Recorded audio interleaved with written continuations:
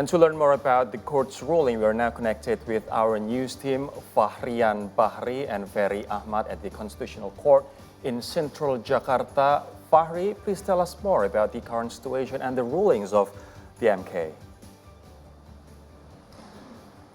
Good afternoon, Rory, Alia, Kai, and everyone who are watching See Today. After 14 days of dispute hearing, the Constitutional Court has carried out a hearing to pronounce decision on dispute over results of presidential and vice presidential election. This court ruling held on today, April 22nd, 2024 at 9 a.m. local time at the Constitutional Court building in Jakarta. The court ruling chaired by Chief Justice Wartoyo and attended by 7 other judges, namely Saldi Isra, Arif Hidayat, Edi Nurbaningsi, Daniel Yusmifo, Guntur Hamzah, Ridwan Mansur, and Arsul Sani. The court ruling is also attended by Anies Rashid Baswedan and Muhaimin Iskandar, also their legal team as a plaintiff, as well as Ganjar Pranowo and Muhammad Mahfud MD, and also their legal team, and Prabowo Subianto, Gibran Rakabuming Raka legal team, as well as the Electoral Commission and the General Election Supervisory Body. There are 2 case numbers that has been decided, namely case number 1 with plaintiff Anies Rashid Baswedan and Muhaimin Iskandar, and also case number 2 with plaintiff Ganjar Pranowo and Muhammad Mahfud MD, with substance of petitum which is more or less the same.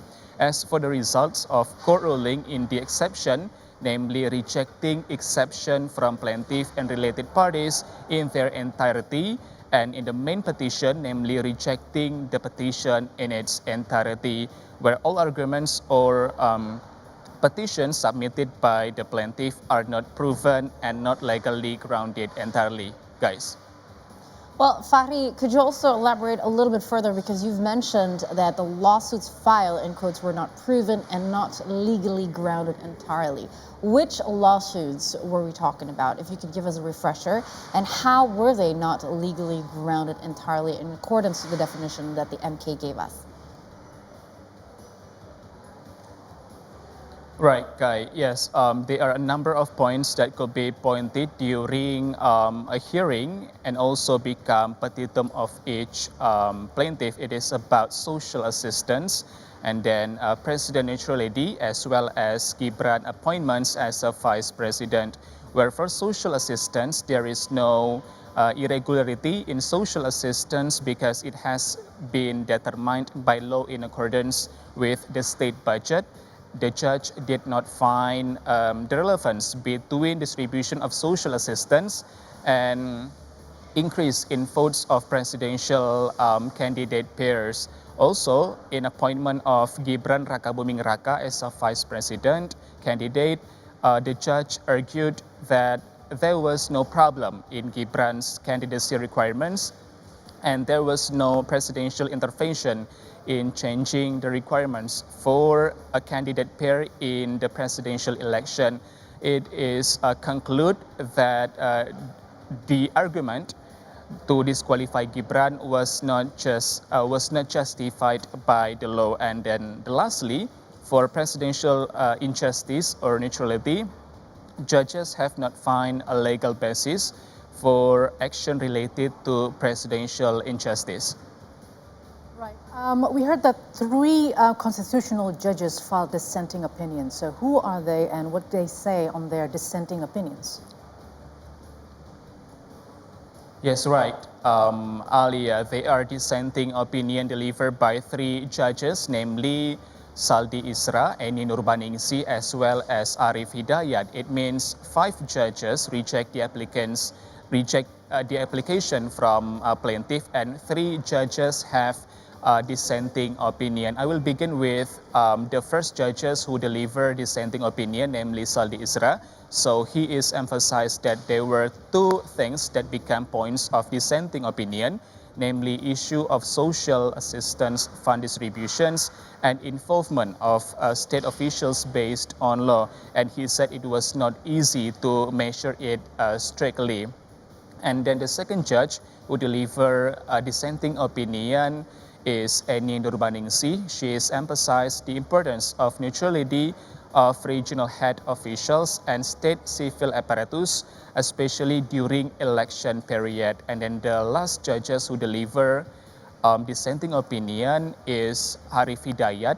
He assessed that there were allegations of strong intervention from the executive who supported certain candidates with their political infrastructure, and about two judges who is dissenting opinion want to conduct revoting in several part or several occasions in Indonesia.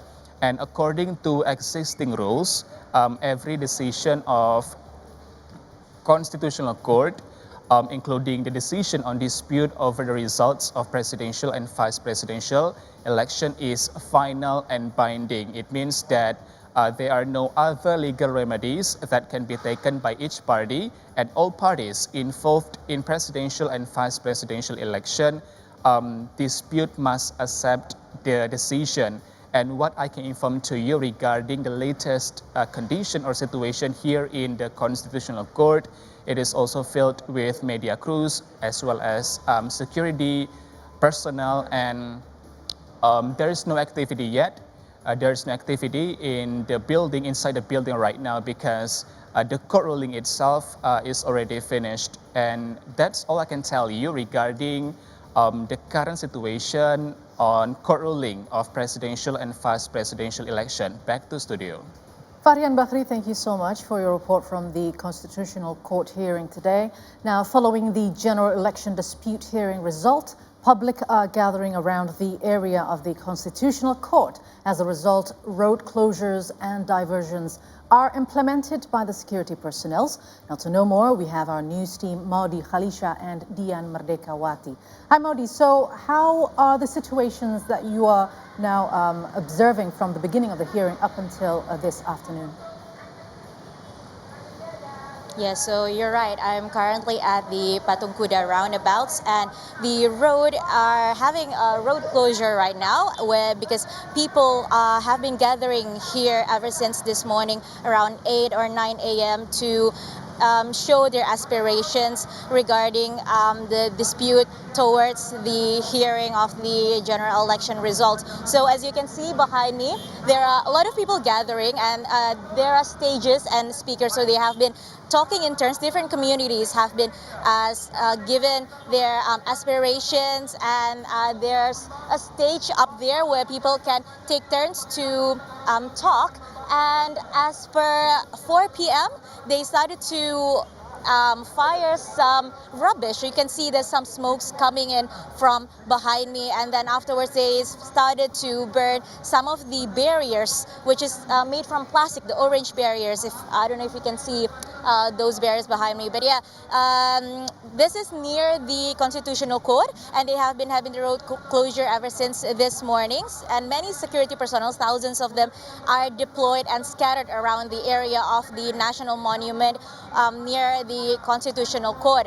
And it is near the office, after office hour, and traffic are starting to get heavier. As you can see, some traffic behind me as well, and it is encouraged that people are taking an alternative route, since the route in Medan Merdeka Barat in front of the Constitutional Court, a two-way street, is closed right now. So people are encouraged to take the Kebon Siri Street, as well as the route in Istiqlal Mosque, as well as Kesehatan Street in Jalan Kesehatan. So that's the update that I can currently give you right now from Patung Kuda roundabouts near Medan Merdeka Barat Street in Constitutional Court. Back to you at the studio.